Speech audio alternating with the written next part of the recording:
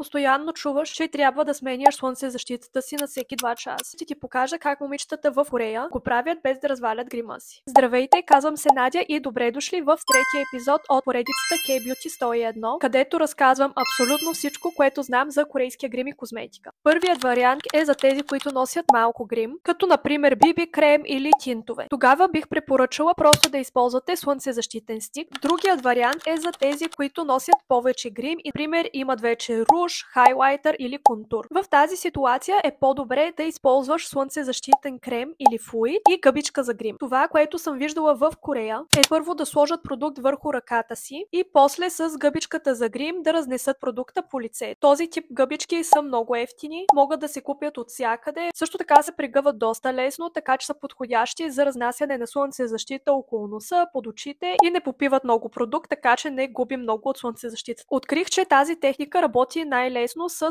лека слънцезащита или тези, които ги наричат флуид, и за това клипче използвах слънцезащитния флуид на House of Her. Трудната част обаче е да не смесите ружа с фондютена. Съветвам първо да започнете с частите на лицето, които са без контур и без руж, и след това да преминете към останалите части, като например скулите, където може би имате и други продукти. Така гъбичката няма да се замърси и да разнесе различните продукти по лицето. Имаш свой хак за нанасяне на слънцезащита. Сподели го с нас в коментарите и ще те очаквам в третия епизод от поредицата K-Beauty 101.